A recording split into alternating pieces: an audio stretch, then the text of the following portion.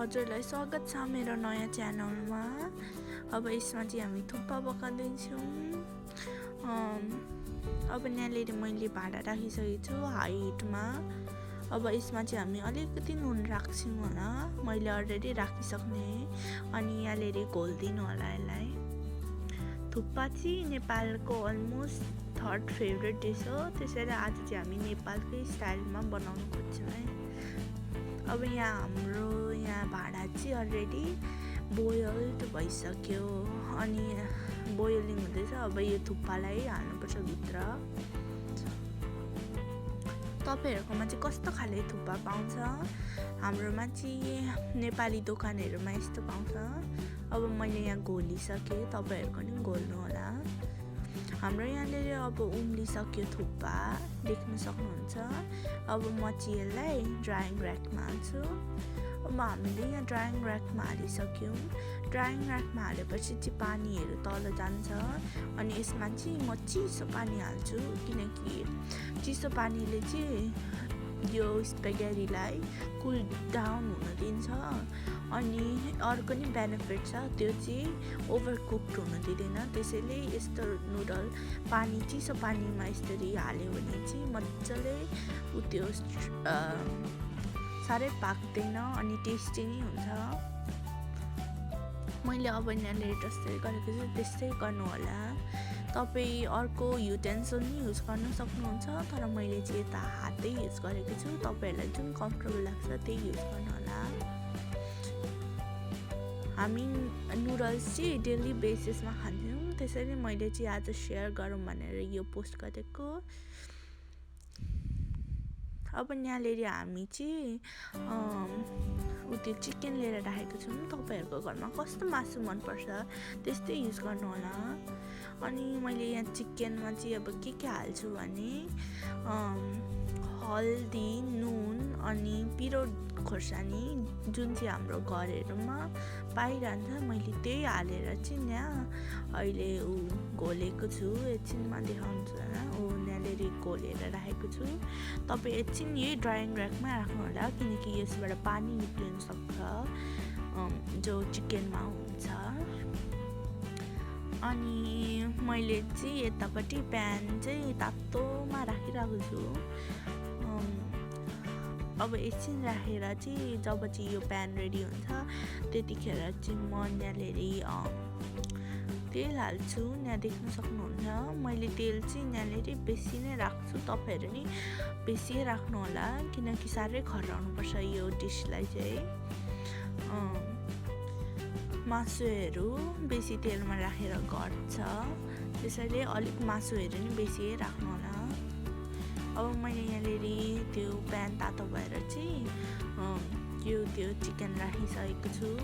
यतिखेर one problem चाहिँ आउनसक्छ, यतिखेर पानी त्यहाँनिर आउनसक्छ। अब यहाँनिर त्योमा ओभनमा स्टोभमा राखेपछि यहाँनिर चाहिँ मैले अघि मेरोमा पानी आयो, तर मैले पानी निकालेर फेरि तेलमा पकाएँ डबल।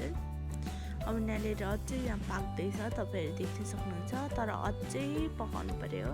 अनि यहाँ मैले एकछिन पछाडि चाहिँ मजाले पाकेको छ है। अनि मैले एउटा सानो बटुकामा राखेँ। अब चाहिँ यहाँनिर हाम्रो थुक्पाको रस बनाउने यहाँ आलु राखेको छु 2टा। मैले मटर 1 दिन अगाडि भिजाएर राखेको मटर। तपाईँहरू नि यस्तै गर्नु होला 1 दिन अगाडि है। यसले चाहिँ अलिक राम्रो खाले त्यो मजाको मटरहरू हुन्छ पानीमा सोकेको। अनि यहाँले मेरो सब्जी काट्ने खाले अनियन, अनि त्यस्तै काटेको त्यो खोर्सानी। तपाईँ नहाल्ने भने नहाल्नु होला, हाल्ने भने हाल्नु होला। एउटा ठुलो टमाटर, मैले यहाँले जिन्जर पेस्ट राखेको छु। तपाईँहरू कुटेर या ग्राइन्ड गरेर राख्नु पनि सक्नुहुन्छ। अनि मैले यहाँनिर कोरियान्डर राखेको छु। अब यति नै हो हामीलाई रस चाहिने चाहिँ भनेको। तपाईँहरूकोमा जे जे छ त्यही त्यही हाल्नु होला। तपाईँहरूलाई जुन जुन मनपर्छ त्यही त्यही हाल्नु होला। तपाईँहरूकोमा त कुकर छँदैछ होला, कुकर छैन भने एउटा ठुलो भाँडामा नि गर्न सक्नुहुन्छ। मैले यहाँनिर कुकर हिटमा राखेको छु। यहाँनिर अलरेडी मैले बाह्र मसला अनि तेलमा हालेर चाहिँ मजाले गरिसकेको छु। यहाँनिर अब मैले अघि बनाएको गार्लिक पेस्ट हाल्दिएँ। सरी मेरो क्यामेरा साह्रै हल्लिँदैछ किनकि मै हो आज सुट गर्ने। मेरो घरमा कोही छैन बेसिकली, त्यसैले मैले आफै गर्नु परिरहेको छ। नेक्स्ट टाइम चाहिँ अब च्यानल इम्प्रुभ भएपछि अर्कै क्यामेराहरू किन्नुला, तर अहिलेको लागि चाहिँ कम्प्रोमाइज गरिदिनु होला भन्छु। अब यहाँनिर हाम्रो गार्लिक पेस्ट नि अलिक डढेको येलो भयो। अब चाहिँ म यहाँनिर के हाल्छु भने प्याज हाले। अघि हामीले सब्जी स्टाइलले काटेको प्याज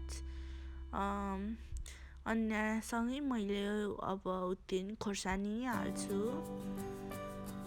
सरी क्यामेरा साह्रै चल्यो, तपाईँहरूलाई साह्रै हर्ट भइरहेको छ होला देख्नु, तर मेरो एउटा हातले गर्दैछ अनि अर्को हातले नि यहाँ कुकिङ गर्नु परिरहेको छ। मैले अब यसलाई मजाले मिक्स गरिदिएँ होइन। तपाईँहरू चाहिँ यसरी मसलाहरूसँगै यसरी मिक्स गरेर राखिदिनु होला।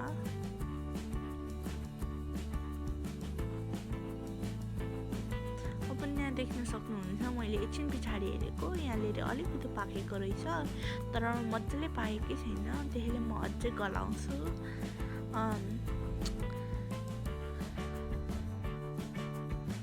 अब एकछिन पछाडि अब यहाँ देख्न सक्नुहुन्छ मेरो प्याज अनि खोर्सानी अलिक गलेको छ, येलो नि देख्दैछ। अब यसलाई मैले अझै गरेँ।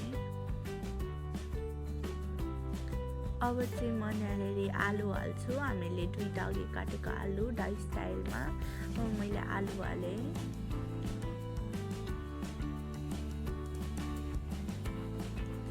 आलु हाले पछाडि चाहिँ म अब मटर हाल्छु।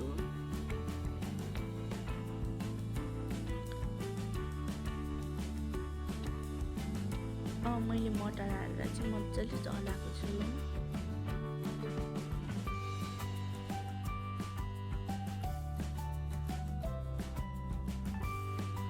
हल्दी हालेँ। तपाईँहरू हल्दी कति हाल्नुहुन्छ? अलिकति खोर्सानी हालेँ। यो डिस इजी छ बनाउनु, तर साह्रै बेसी चाहिन्छ एफर्ट। इजी हो तर बेसी एफर्ट अनि बेसी मटेरियल्स चाहिन्छ, तर खानुमा उति नै मिठो हुन्छ। हाम्रो घरमा हामी डेली बेसिसमा खान्छौँ। मैले चाहिँ यो एकछिन उमाल्नको लागि राखेको छु। अझै यसरी राख्नु होला तपाईँहरू नि, यसले चाहिँ स्वाद अलिक मिठो बनाउँछ मेरो ओपिनियनमा। मैले यहाँ नुन हालेँ। तपाईँहरूको घरमा कति नुन खानुहुन्छ त्यति, अनि अलिकति बेसी हाल्नु होला किनकि हामी यसमा कति पानी हाल्छौँ अनि त्यो पानीमा नि नुन आओस् भनेर। मैले यहाँ मिक्स गरेँ।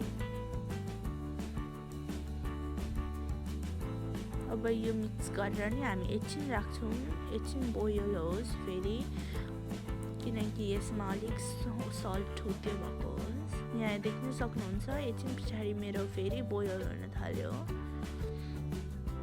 अब चाहिँ म यसमा पानी हाल्छु। तपाईँहरूको घरमा कति पानी खानुहुन्छ त्यति नै हाल्नु होला। हाम्रो घरमा चाहिँ बेसी सुप मन पराउँछ, त्यसैले म बेसी पानी हाल्दैछु। अब यसमा चाहिँ अब म यहाँनिर टमाटर राखेँ। अघि हामीले काटेको टमाटर छैन भने नराख्नु नै सक्नुहुन्छ। मैले यहाँनिर मजाले गरिदिएँ, मिक्स गरिदिएँ। अब चाहिँ यसरी मिक्स गरेपछि मजाले मिक्स भएको होस् भनेर आशा हुन्छ होइन।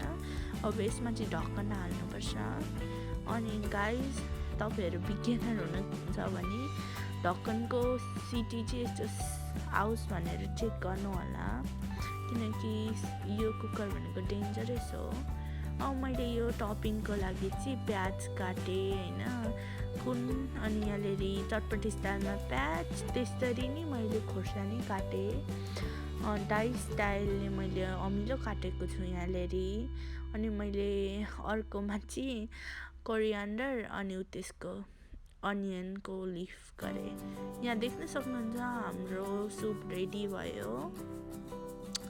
अब मैले यहाँनिर अब सिटी निकाल्दैछु, यसरी हावा जानु दिनु होला। साह्रै सेफ्टीको फर्स्ट हुन्छ यो त्यो कुकर चलाउने भने चाहिँ। मलाई सानैदेखि डर लाग्थ्यो कुकरदेखि। यो चाहिँ मेरो फाइनल रिजल्ट हो। तपाईँहरूलाई कस्तो लाग्यो भनिदिनु होला। Thank you for watching. Please don't forget to subscribe.